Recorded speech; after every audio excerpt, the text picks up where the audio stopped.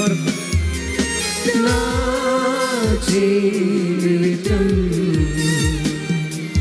నీకే అంకితం ఆరాధన అధిక స్తోత్రము ఆరాధన అధిక స్తోత్రము నా యేసుకే దేనర్పింతును నా యేసుకే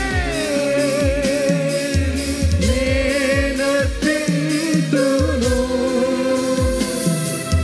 నా యేసుకే నా సమస్తము నా యేసుకే నా సమస్తము. యేసుక్రీస్తు ప్రశస్త నామంలో మా ప్రియులందరికీ శుభాలు. దేవుని వాక్యముల నుంచి మార్కు సువార్త 13:28 నుంచి మనం చూడబోతున్నాం. జాగ్రత్తగా ఈ మాటలు ఆలకించండి. నేను గడిచిన దినాల నుంచి చెప్తున్నాను, ఈ ఓలివ కొండ సందేశం ఇది యేసుక్రీస్తు యొక్క రాకడ గురించి, అంచె దినముల గురించి తెలియజేసే సందేశంగా ప్రభు తన శిష్యులకు తెలియజేసినట్లుగా మనం గమనిస్తున్నాం. 28వ వచనంలో మనం గమనిస్తే, అంజూరపు చెట్టును చూచి ఒక ఉపమానము నేర్చుకునుడి. దాని కొమ్మ ఇంకా లేతదై చిగురించినప్పుడు వసంతకాలము సమీపముగా ఉన్నదని మీకు తెలియను. అంచె దినాల్లో కూడా అంజూరపు చెట్టును చూసి మీరు కాలమును గుర్తించాలి అని ప్రభు అంజూరపు చెట్టుని ఒక సూచనగా చూపిస్తున్నట్లుగా మనం గమనిస్తున్నాం. అంజూరపు చెట్టు ఇశ్రాయేలు జాతిని సూచిస్తుంది. ఇశ్రాయేలు ప్రజలు దేవుని గడియారంగా కూడా పిలువబడుతున్నారు. ఇశ్రాయేలు ప్రజలకి ప్రభు రాకడకు సమీప సూచనలు మనము గమనించవచ్చు. దాని కొమ్మ ఇంకా లేతదై చిగురించినప్పుడే వసంతకాలం సమీపంగా ఉన్నదని మీకు తెలియను. ఆ ప్రకారమే ఈ సంగతులు జరుగుట చూచినప్పుడు ఆయన సమీపముననే, ద్వారము దగ్గరననే ఉన్నాడని తెలుసుకోండి. ప్రభు సమీపంగా ఉన్నాడని తెలుసుకోండి. ఇవన్నీ జరుగు వరకు ఈ తరము గతింపదని నిశ్చయముగా మీతో చెప్పుచున్నాను. ఆనాటి తరం గురించి ప్రభు చెప్పలేదు, కానీ ఈ వచనం యొక్క భావాన్ని మీరు గుర్తిస్తే, ఇవన్నీ జరుగు వరకు ఈ తరము అనే మాట ఈ జాతి అని మనం గుర్తించాలి. అంటే యూదా జాతి గురించి చెప్తున్న మాటగా మనం గుర్తించాలి. ప్రియ దేవుని బిడ్డలారా, ఆకాశము భూమి గతించును కానీ నా మాట గతించవు. ప్రభు చెప్పిన మాట అది ఎంత కష్టమైందైనా అది ఖచ్చితంగా జరుగుతుంది. ప్రభు మాట చాలా స్పష్టంగా, ఈ మాట ఎంత ఖచ్చితమో ప్రభు తెలియజేస్తున్నాడు. ఆకాశము భూమి గతించును కానీ నా మాటలు గతించవు. ప్రభు మాట ఎంత బలముగా దృఢముగా ఉన్నాయో గమనించండి. ఆ దినము గూర్చి, ఆ గడియను గూర్చి తండ్రి తప్ప మరి ఏ మనుషుడైనను, పరలోకమందలి దూతలైనను, కుమారుడైనను ఎరగరు. ఆ దినము ఎప్పుడొస్తుందో ఎవరికీ తెలీదు. చాలామంది ప్రెడిక్ట్ చేస్తుంటారు, ప్రభు రాకడ అప్పుడు వస్తుంది, ఇప్పుడు వస్తుంది, అలా వస్తుంది, ఎలా వస్తుంది అని. దేవుని వాక్యానికి వేరుగా మనమేమీ చెప్పకూడదు, మనమేమీ మాట్లాడకూడదు. ప్రభు అంటున్నాడు, ఆ దినమును గురించి, ఆ గడియను గురించి తండ్రి తప్ప ఏ మనుషుడైనను, పరలోకమందలి దూతలైనను, కుమారుడైనను ఎరగరు. యేసు ప్రభుకి కూడా ఆ సంగతి మర్మముగా ఉండాలని ప్రభు కూడా ఆశపడుతున్నాడు. ఎందుకంటే ఈ మర్మము తండ్రి ఆధీనములోనే ఉండాలి అని యేసు ప్రభు కూడా తండ్రి చిత్తానికే అప్పగించినట్లుగా మనం గమనిస్తాం. అయితే ఇలాంటి సంఘటన ఎప్పుడు జరుగుతుందో మనకు తెలియదు కనుక బైబిల్ గ్రంథం చెప్తుంది, జాగ్రత్త పడుడి, మెలకువగా ఉండి ప్రార్థన చేయండి అని బైబిల్ మనకి హెచ్చరిక చేస్తుంది.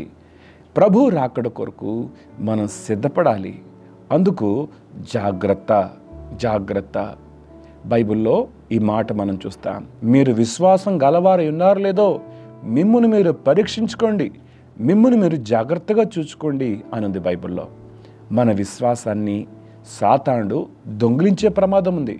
కాబట్టి విశ్వాసాన్ని మరణం వరకు కాపాడుకోవాల్సిన అవసరత ఎంతైనా ఉంది. అందుకనే జాగ్రత్త పడుడి.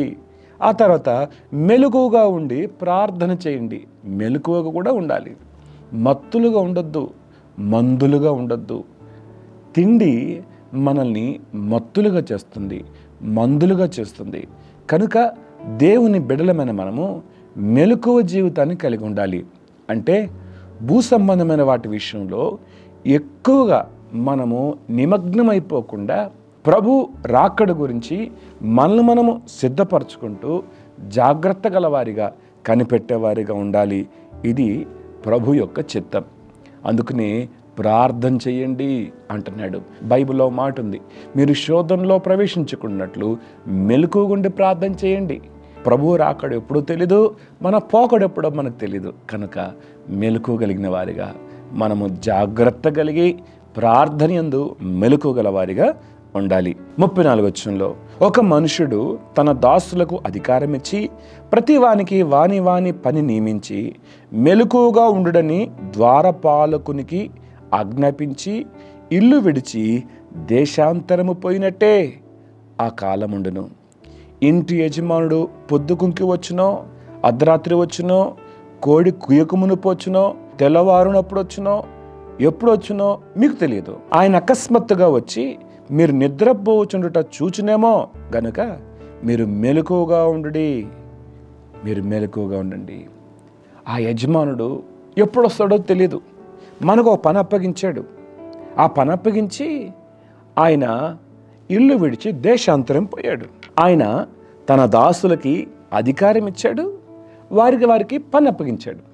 గమనించండి, యజమానుడు దాసులకు అధికారం ఇచ్చాడు, పని అప్పగించాడు. యజమానుడు వచ్చేసరికి వారి పనిని పూర్తి చేయాలి.